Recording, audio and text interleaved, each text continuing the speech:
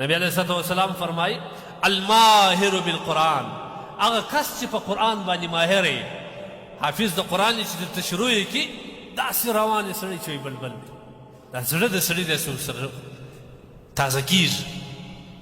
نبی علیہ الصلوۃ والسلام د دې ستاینه کړې. الماهر بالقرآن، هغه کس چې د قرآن ماهر یې، مع السفرة الکرام البرره، دا به د قیامت په ورځ د فرشتو د انبیاو د نیکیانو په صف کې دی ولاړی. والذي يقرأ القرآن ويتعتع فيه، دا بیا د نور کسان زړه مات نسي، دا اوس ختم کړي دا اوس هغه سړی چې قرآن وایي ژبه پنډې نیسي ویلی ماتو ګډ کې کېږي، بندو خلاص پکې کېږي لکه دا موږ ته وایي. ويتعتع فيه، يتعتع دې ته وایي کېږي دا ژبه باندې دا حرف سم نسي ادا کولی. قرآن وایي او کوشش کوي په قرآن کې ښکته پورته کېږي. يتعتع فيه سم الفاظ نسي ویلی. نبی علیہ السلام وایي دې ته 2 اجر الله ورکړي، فله اجران، یو د قرآن د ویلو، بل د دغه زحمت چې دی پر ځان تېروي څومره اجر دی. دا یې د عوامو دپاره د الله رسول صلی الله علیه وسلم څومره مهربان، د عوامو د زړه د تسلي دپاره یې دا و. لیکن زموږ عوام قرآن سره څومره وفا کړی، خواص مو څه وفا ورسره کړی. هغه صحابان چې خپل زړو خفګان هغه به یې د قرآن په تلاوت هېروي.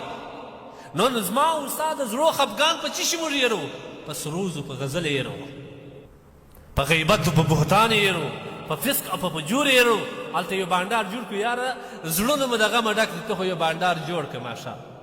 هغه دعوت هم ورته وکړي، ډوډۍ هم ښه ورکړي، د دا 1 زرې ثواب والله کله ورکړي پر دې پیسو، پر دې ډوډۍ باندې.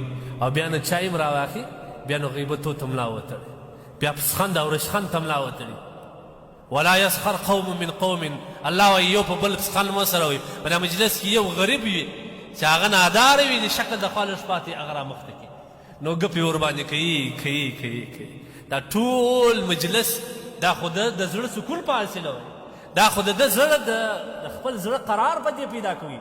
لیکن ټوله شپه یې د خدای په قهر تېروي. د الله سبحانه وتعالی وایي څه وایې چیرې ځغلی، زړه دې خفه دی، زړه دې سکون نه لري. الله وایي راس الا بذکر الله تطمئن القلوب، زما په ذکر باندې د قرآن په تلاوت باندې زړه خپل اطمینان پیدا کوي. راسه دغه ووایه، ته چیرې ځغلی، پر کومه خوا ځغلی. لہذا قرآن دا ډېر عظیم کتاب دی، د دې سره وفا وکړئ. نن زموږ د اسلام خو الله نه شاته کوي، د مسلمانانو د پستی او د شاته د تګ یو غټ لامل دا دی موږ د خپل قرآن سره وفا نه کړی. ځکه هر منحوسه هر بغیرته پادري نن زموږ د دین توهین هم کوي، د قرآن توهین هم کوي. او ما ورته دا شپږ لا هم نه دومره درد والله که راباندې تېرېږي لکه یو ستن چې په ځان جګو.